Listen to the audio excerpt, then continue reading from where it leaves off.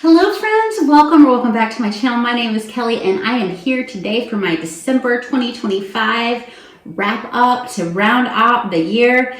I will start with telling you that I finished reading the entire Bible chronologically, and the chronologically is my favorite way to read the Bible. Now for 2026, I am going to slow way down so I can get more into commentaries, do a little bit more study, and read just 2 chapters a day.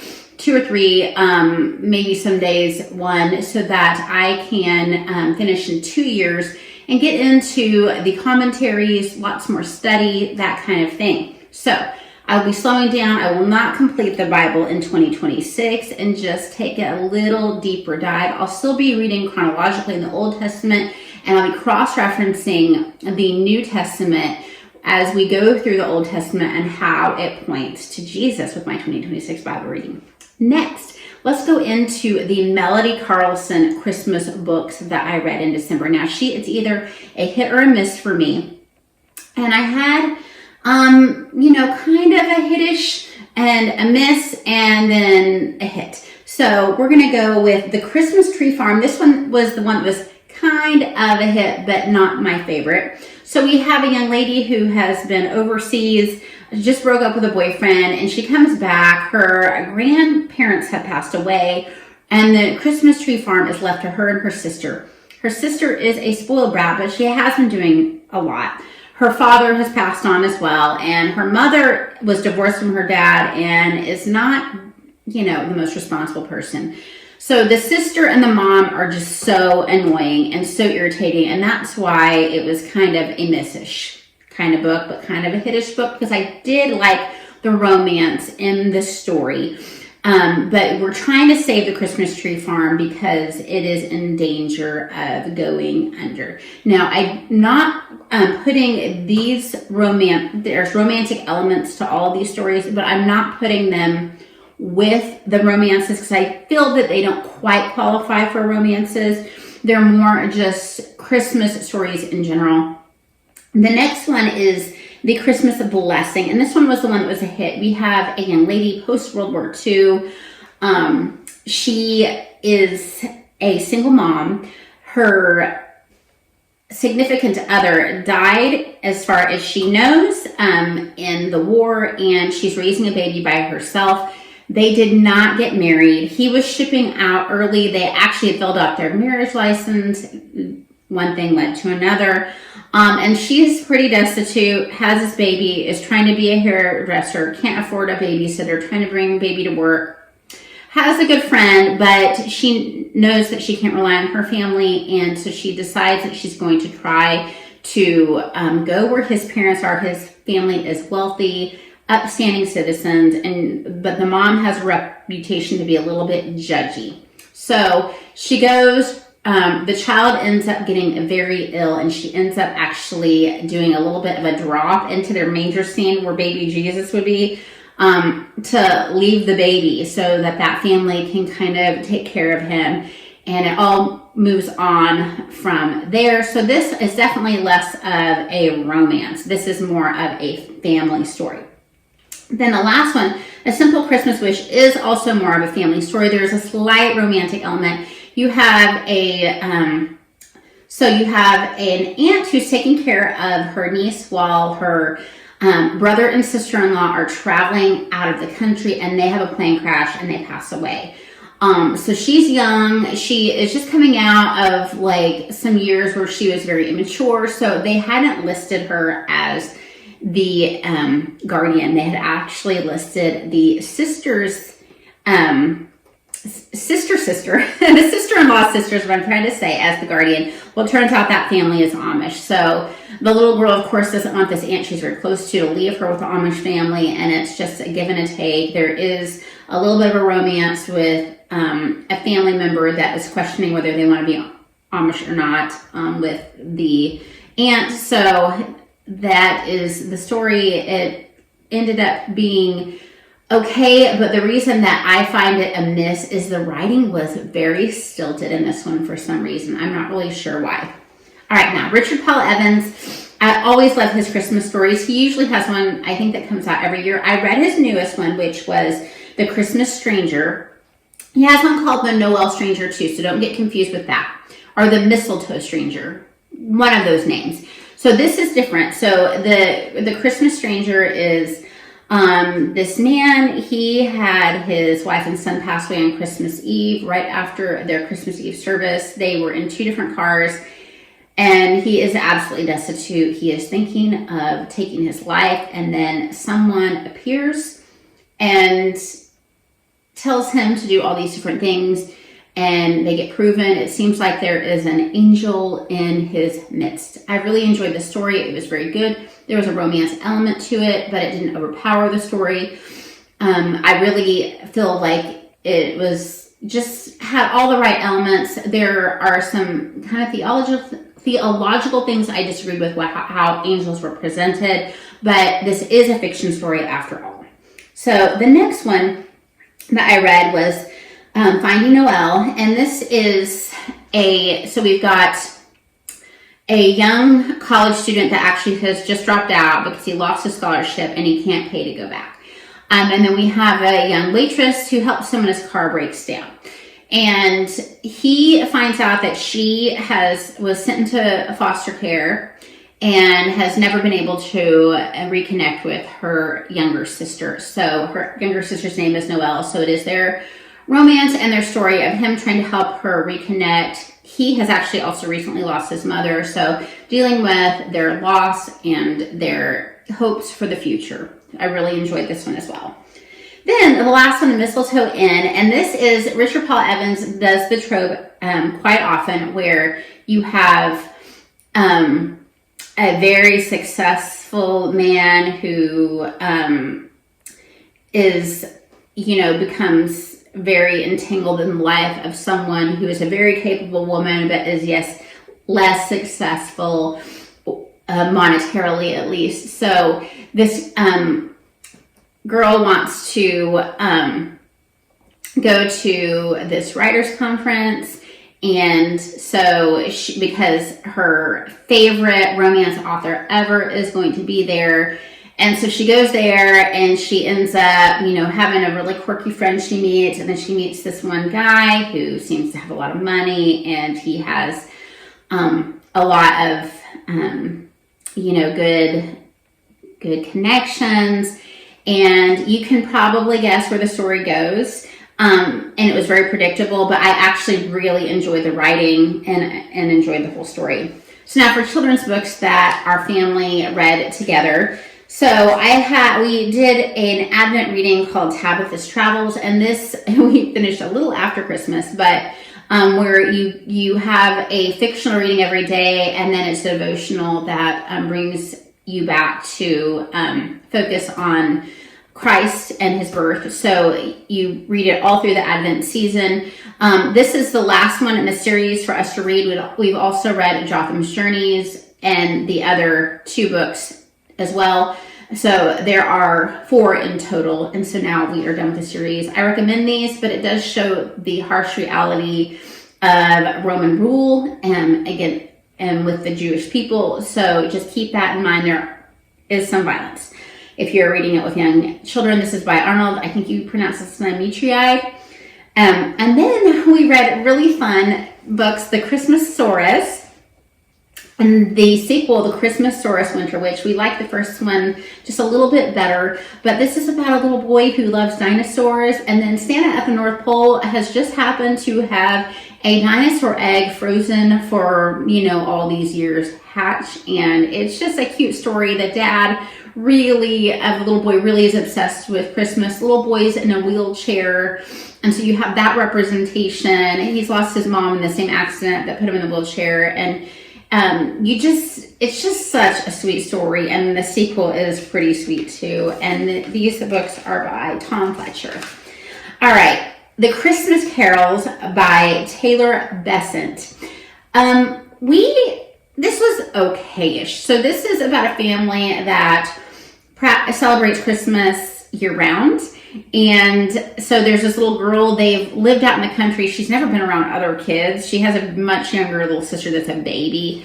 And so she goes to public school for the first time, and she doesn't understand that, you don't give everybody, her parents give her like a picture for breakfast and a Christmas card at lunch, and then they're always constantly celebrating Christmas.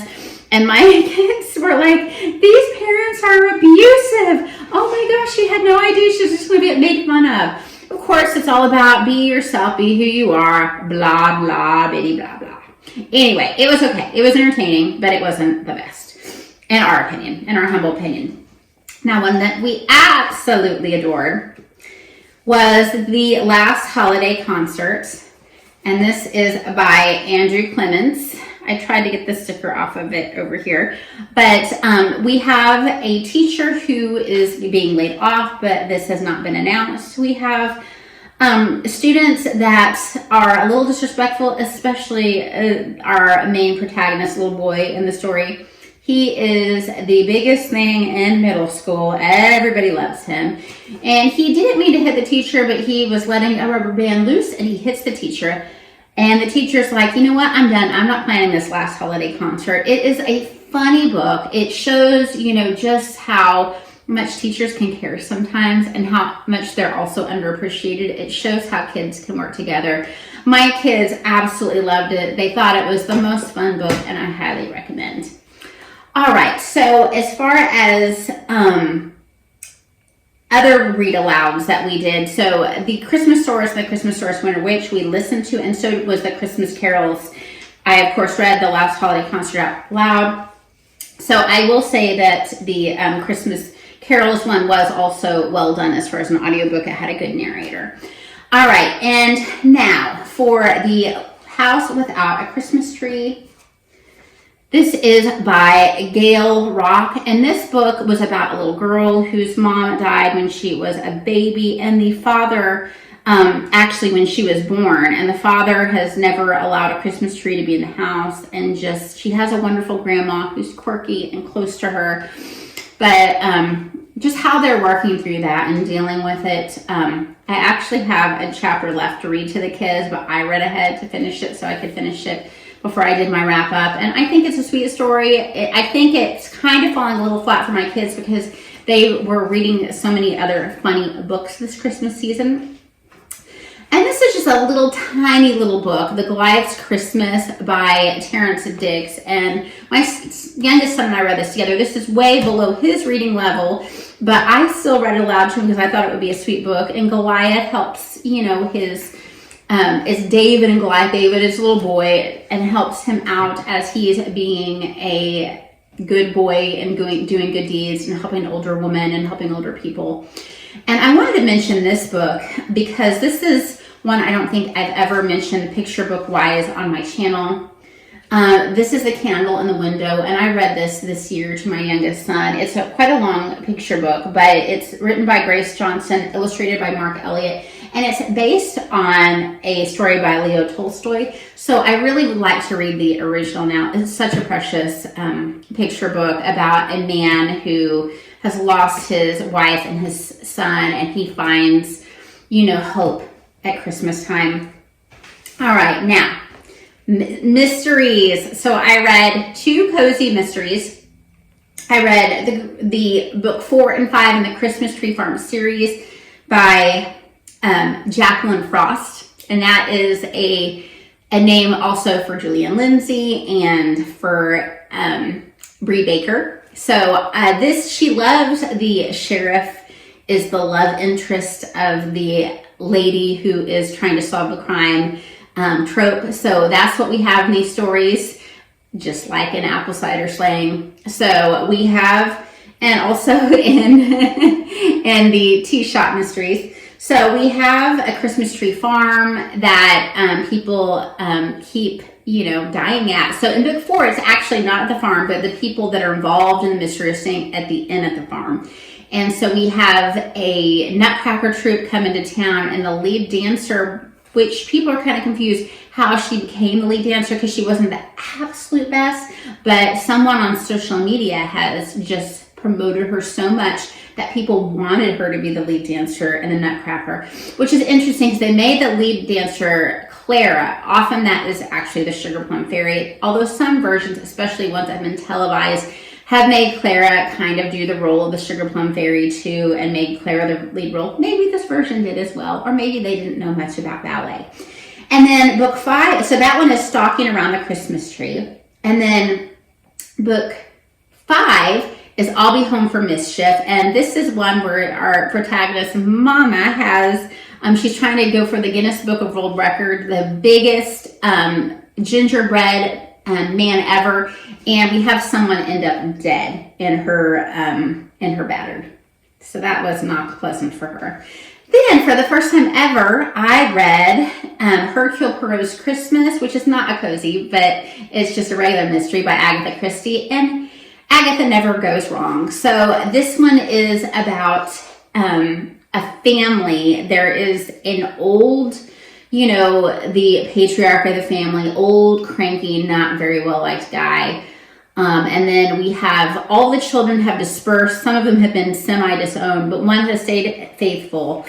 But they all come back together. And then there's a granddaughter that no one's ever met that has come back. And then a friend of the family has come back. And then the old man, of course, you can guess what happens. So it was, as always, a satisfying ending. And then Courtney Reeves and I read Christmas with Anne by Ella Montgomery. Now, this takes some of what we've already read. If you've read the series of Anne of Green Gables, a beautiful story with Anne and Matthew and the dress for the Christmas ball with puff sleeves, and a lot of other just short, lovely, moralistic stories that focus on kindness and unselfishness. Now, I did read some romance. Speaking of Courtney Reeves, I read as a beta reader a sequel that she will have out probably next November. Well, this November, since it's now 2026. Every Christmas with You, and that was in the same world as her book that came out this year, Christmas Games and Candy Canes, and she published this as C.P. Cabannis. And then I read a historical romance, and of course I really enjoyed Courtney's book. I don't want to say really anything about it until she gets a little bit closer to publication. And then a historical romance I read was A Holiday by Gaslight, and this was by Mimi Matthews. And this is a beautiful young lady who comes from gentility and a suitor that is a merchant but rich, whereas this genteel family is not, where they're trying to make a match. And so she doesn't feel like he likes her at all. She tries to cut things off. He's just really shy and doesn't know how to react. And they decide to try again. He comes out to her family's estate, and he finds out that all of her dowry was just wasted because this father, who's very ostentatious with his money, has decided to spend the daughter's money on Gaslight at their estate. So loved that one. Then I am just not a contemporary romance reader. Really, Courtney's are the only ones that I have consistently enjoyed. But I decided to try Mandy Blake. I know my friend, book lover Amanda, recommended Healing the Cowboy by Mandy Blake, and I read it, and it was cute. It was just, definitely not my style, but it really ended up being cute. It's about a young cowboy who has fallen in love with his BFF from childhood, and she has just come back from a stint of travel nursing, and he ends up getting injured. He ends up helping her emotionally through a hard time. Her father has done some really irresponsible things. Her mother left a family. And so it was a good story with good morals, but sometimes I just cringe when I read contemporary romance, and I'm not really exactly sure why. So that is what I read in the month of December. Lots of it was audiobook, which is how I was able to get through so much and have, for me, a very long video. I hope you guys had a great December. Happy New Year. Read a lot. Bye-bye.